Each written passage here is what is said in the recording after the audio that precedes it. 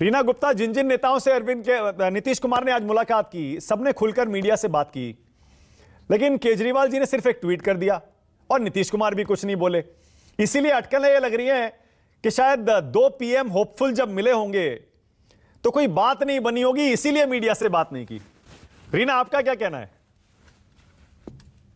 देखिए मानक जी, आज मुख्यमंत्री श्री केजरीवाल ने बहुत क्लियरली ट्वीट किया है कि बहुत सारी बातें हुई और सबसे जरूरी जो है देश की बात हुई। मानक, अभी हम देख रहे हैं कि भारतीय जनता पार्टी एक पूरे दोस्तवाद में लिपटी हुई है, कांग्रेस पार्टी परिवारवाद में लिपटी हुई है।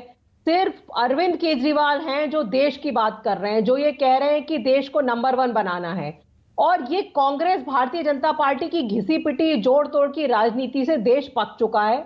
देश को इस समय एक नई तरह की राजनीति की तलाश है।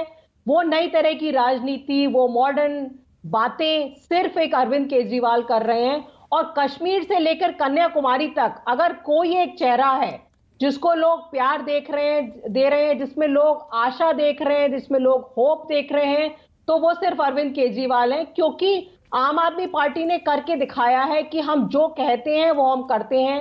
पंजाब में जो हमने वादे किए मानक जी, ऑलरेडी वो वादे हम पूरे करने की कगार पे शुरू हो चुके हैं।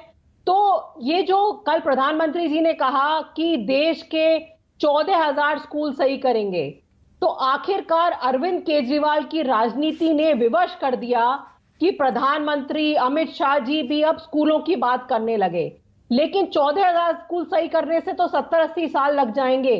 जो देश के 75 साल हो गए ये भ्रष्ट राजनीति की वजह से कि आज की तारीख में भी हमारे पास ढंग के स्कूल नहीं है। मतलब इसका मतलब ये हुआ रीना, आपने वही बात दोहरा दी ना जो आपके नेता भी अभी कुछ दिन पहले कह रहे थे। अरविंद केजरीवाल ने ऐलान किया था, मुझे याद है, कि 2024 का चुनाव मोदी वर्सेस केजरीवाल होगा। तो आप अभी भी अपने उस स्टैंड पर कायम है ना? बिल्कुल, हम किसी जोड़ तोड़ की राजनीति में विश्वास नहीं रखते कि हम किसी कोalition का पार्ट नहीं है।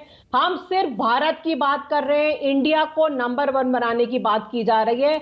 आम आदमी पार्टी अरविंद केजरीवाल का एक ही इंटरेस्ट है कि कैसे इंडिया को नंबर 1 बनाया तो फिर आप नीतीश कुमार की इस मुहिम में उनके साथ नहीं है? वो पूरे विपक्ष को एकजुट करने के लिए घूम रहे हैं। देखिए, वो ये सारी इक्वेशंस तो चुनाव के बाद की इक्वेशंस हैं, लेकिन आम आदमी पार्टी का इस समय सिर्फ एक ही एम है कि कैसे पूरे देश को आगे बढ़ाया जाए। बस सबका एम यही है रीना गुप्ता। नीतीश कुमार, लेफ्ट पार्टियां, Samajwadi party, Congress, RJD, JDU, सब यही कह रहे हैं कि हमें बीजेपी को हराना है, देश को बचाना है, संविधान बचाना है। ऐसे में आपको नहीं लगता कि आपको भी विपक्ष के साथ आ जाना चाहिए? अगर सब एक साथ आ रहे हैं तो आप कह रहे हैं कि नहीं, मोदी वर्सेस केजरीवाल होगी लड़ाई।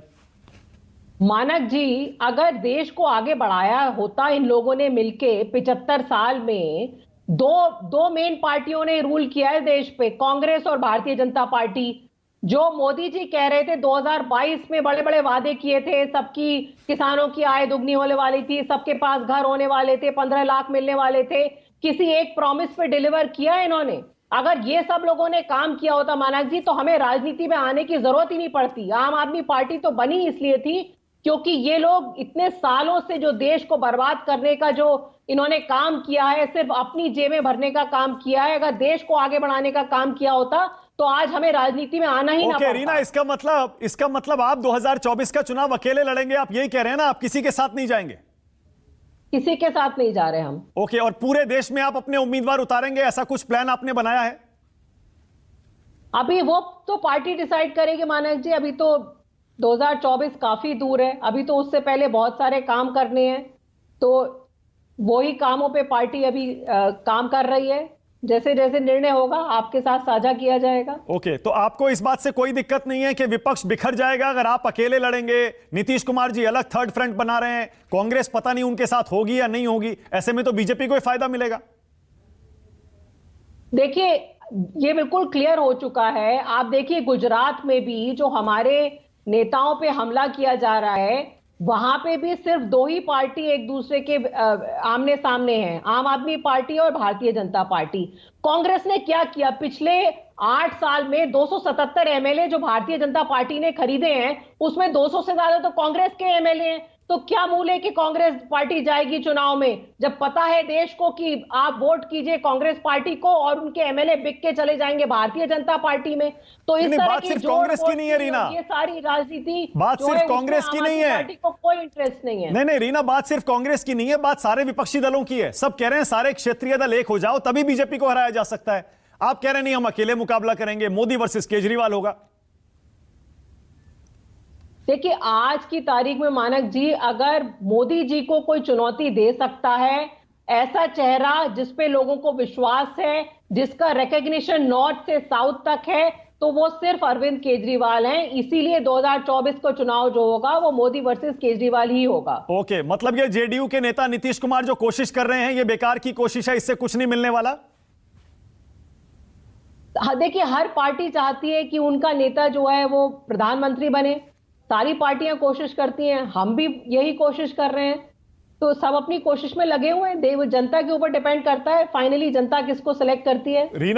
रीना आप ना अक्सर बहुत खुल के बोलती हैं और मैं आपका कायल हो गया आज आपने जो खुल के बात की है ना आम आदमी पार्टी की तरफ से, बहुत बढ़िया, थैंक यू सो मच। मैं दाद देता हूं आपकी कि आपने बिना लाग लपेट के साफ साफ कह दिया कि जो भी नेता क्षेत्रीय दल बीजेपी को हराने का दम भर के घूम रहे हैं उनके सबके नेता प्रधानमंत्री बनना चाहते हैं। रीना बहुत बढ़िया, थैंक यू। बिल्कुल यही कह रही है ना आप? जी बिल्कुल, बहुत ही बढ़िया। ओके, नवल किशोर